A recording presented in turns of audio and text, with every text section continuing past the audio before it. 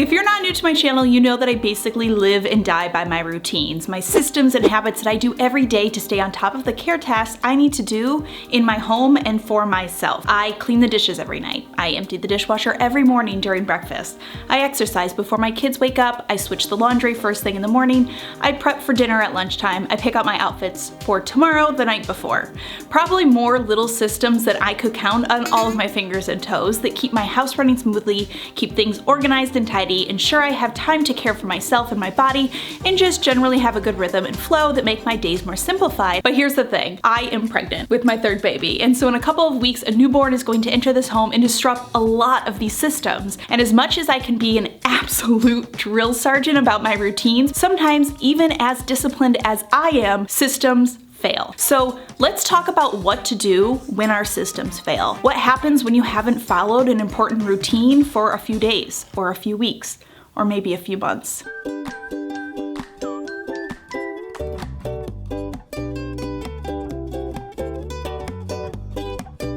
Firstly, let's talk about how it feels when our systems fail, because this is actually really important. Let's say you skip the dishes for a night. You let laundry pile up for a week. You haven't cleared off your dining room table in days, weeks, maybe longer. Almost every person is going to feel the same way when this happens. Defeated, like a failure, and thus depressed, overwhelmed, and anxious. And none of those feelings are likely going to motivate us to tackle it. So first, you need to understand something really important. Being overwhelmed doesn't make you a failure, and your messy home is not a reflection of you as a person. One of the best things I heard recently was from professional therapist Casey Davis, who said care tasks are morally neutral. Yeah, let that one sink in for a second. How often do we put our self-worth on our care tasks, especially as women and especially as mothers? We're expected to have a tidy home, clean outfits, smooth hair, well-polished children, carrying a lunchbox filled with a rainbow of fruits and vegetables, a beautifully stocked fridge, a table with home-cooked meals. Oh, and don't forget your thriving career, active social life, and remember your 100 squats and 75 ounces of water every day. But these care tasks don't define your self-worth. They are morally neutral, and they don't make you good or bad. Your sink full of dishes doesn't mean you're a bad mom. Your dining room table cluttered with stuff doesn't make you a slob. Your neglected laundry doesn't mean that you're lazy. It is super important to understand and embrace this so that when your systems, which generally allow you to stay on top of things, fail, you understand it doesn't mean that you also failed. That's the most important takeaway from this video, so let me repeat it one more time. Just because your systems or system failed doesn't mean that you failed. The reason you need to understand this is it gives you the opportunity to shift from a feeling of failure when you look at the sink of dishes to a feeling of compassion. It's really hard to take action from a place of shame. We guilt ourselves because we think if we're too kind to ourselves, we will become self-indulgent, but we speak to ourselves in ways we would never speak to a friend. So that's why we want to try a little self-compassion instead. When the systems fail, it's okay to feel overwhelmed, but it's also to understand that overwhelmed isn't failing. Allow yourself compassion and kindness instead of feeling guilty or ashamed. Because when you approach it from a place of compassion or a place of kindness, you're going to be far more motivated to move forward, to move past it. Just imagine you're talking to a friend, not talking to yourself, right? You met your friend for coffee and she says, oh my God, I'm having a week, my kids are sick, I feel exhausted with a project at work. Last night, I didn't even get the dishes into the dishwasher before I fell asleep, and I had to pull these pants that I'm wearing out of the dirty laundry. How would you answer? Most likely you wouldn't say, well, you're just being lazy and messy and your house is gross. I don't know why you can't just get it together. Figure it out already. Everybody else is doing fine. No, you probably wouldn't say that, and yet these are the words that many of us say to ourselves. Be the best friend over coffee to yourself. You're far more likely to feel better and more motivated to get back on track if you do the same for yourself. I'm gonna pause at that thought really quick because it's a great place for me to quickly tell you about the sponsor for today's video, which is BetterHelp. BetterHelp is on a mission to make therapy more affordable and more accessible, and I think that that's a really important mission. Finding a therapist can be really hard, especially when you are limited to the options that are in your local area, or maybe you're limited to the confines of a busy schedule. If you're like me, that's the hardest part. I just talked about how the day-to-day life of keeping up with our home and our to-do list can lead a lot of us to feelings of anxiety and stress. And if managing all of that is feeling way too overwhelming, then BetterHelp can be a really great platform. It's going to help make finding a therapist easier because it is online and is remote, and you just have to answer a few questions to be paired with the right therapist for you, and if for some reason that therapist is not the right fit, then they will find you another one, and you don't have to worry about the logistics of insurance and like who's in your network and all of that. It's also super easy to sign up and get matched with a therapist. There is a link in my description box down below, which is betterhelp.com/butfirstcoffee. When you click that link, it helps to support my channel, which I really appreciate, but it also is going to get you 10% off your first month of BetterHelp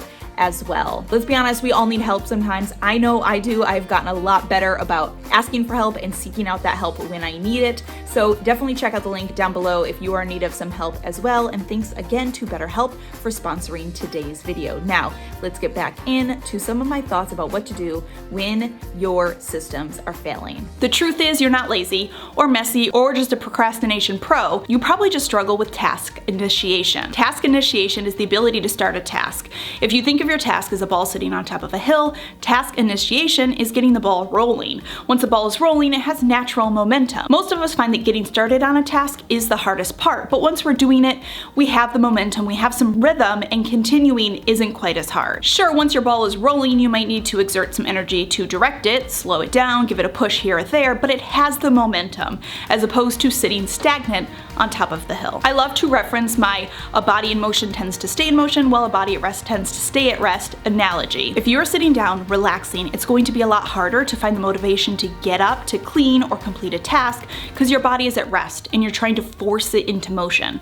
But a body in motion typically is easier to propel into more motion. Getting the motivation to stand up requires a lot more energy than just doing the second set once you've started. So here are a few strategies that you can use to get your momentum back and tackle your task initiation.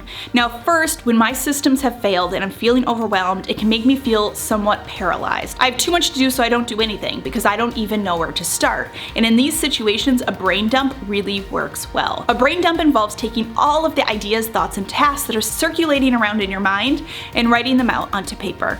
These can be incredibly helpful for decluttering the mind and understanding what needs to be done without feeling overwhelmed. It's kind of like allowing yourself to rid it from your mind. It allows you to see it all listed out, instead of just having it swirling around in our heads where we don't know what to do with it. A quick shameless plug, but I do offer a guide in my store called Productive Days, and it takes a lot of what I talk about in this video and expands on it further, as well as offers some great printables that I created. Basically the planners I wish that existed but didn't, so I created them, and I will link this in the description box down below.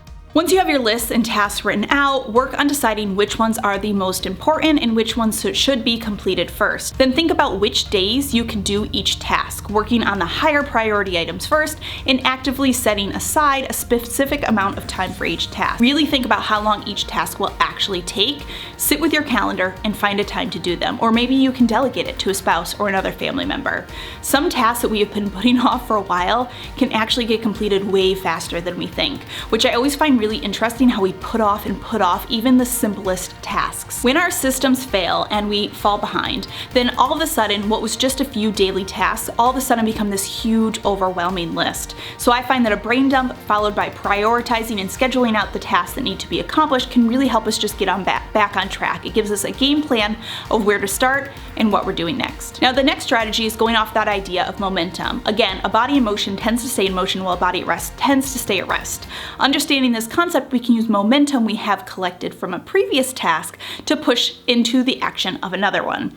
One simple example is to complete a simple, relatively easy task, something that doesn't require a lot of energy for task initiation. Pick something easy. This gets your body into motion, and then you can use that momentum to keep you moving from there to complete more. If you've been around my channel for a while, you've heard my never go to bed with a dirty kitchen sink rule. This is the idea that every night, no matter how tired I am, I make sure I clean my kitchen sink. It is a relatively small ask, which is important since at the end of the day I have the least amount of energy or natural motivation to do anything. Asking myself to get up off the sofa to clean the entire kitchen after I've been going nonstop for 15 hours is a really big ask. Just saying clean up the sink, much more attainable. But once I'm up and cleaning the sink, that momentum to then tidy the rest of the kitchen or wipe the counters or take out the recycling or sweep the floor, these all come easier. Often I end up cleaning the whole kitchen, but that's not the ask. I'm asking for a clean sink and then using that momentum of a similar task to clean the rest of the kitchen. The next strategy is to break bigger tasks down into smaller ones. For those tasks that aren't as simple as, oh, this is gonna only take 10 minutes, break them down so they are digestible. Take the bigger task and break it down into smaller pieces needed needed to complete it. Here's an example. My basement was in big time need of just decluttering, organizing, purging, and so I had no idea when I would ever get to it. And so of course I did what most people would do, I just avoided it because I had no idea when I would get to it. I even scheduled time into my calendar to work on it, and still I would often skip it because it was just such a huge task, I didn't know how to handle it. So instead I listed out everything I needed to do to complete the task of decluttering the basement. And suddenly a very huge task that felt totally out of reach became a list of a ton of smaller, more digestible tasks. Then I could schedule those tasks out. Then when it showed up on my calendar, I could pick just one of these smaller tasks, and that felt absolutely attainable to check off. So if you are faced with a similar task that feels so big you don't even know how you're going to get to it, break it down into smaller tasks. And the final strategy I like to talk about is the idea that you're never gonna feel like it. I heard Mel Robbins say these words for the first time a few years ago. I believe she was using them to reference like getting out of bed when your alarm goes off, but it just really stuck with me because so many things that we need to do, we don't want to do. Yet instinctually we sit around and wait for motivation to strike to do them. You know that first step is always the hardest, right? So forcing yourself out of bed when the alarm goes off, doing the first few sets of a workout, taking 5 minutes to tidy your space before bed, even though you're exhausted. But usually once you're in motion, it's a lot easier. Once you're out of bed, that extreme want to close your eyes starts to fade.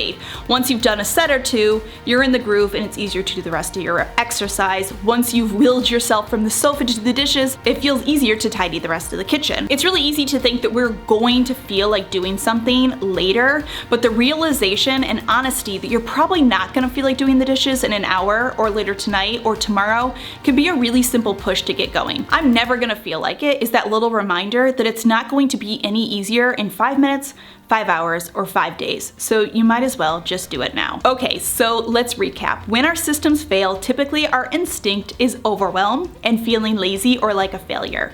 Remember, care tasks are morally neutral. Failing at one doesn't mean you are failing. And typically, only self-compassion is what is going to help you break out of the cycle, not self-hate talk. Next, try brain dump. Just get all the thoughts out of your head onto paper. List the things you need and want to get done, and this will help you prioritize them, break them down, and schedule them out. And finally, use strategies like breaking tasks down, mindset shifts, and momentum from smaller tasks to help you conquer task initiation.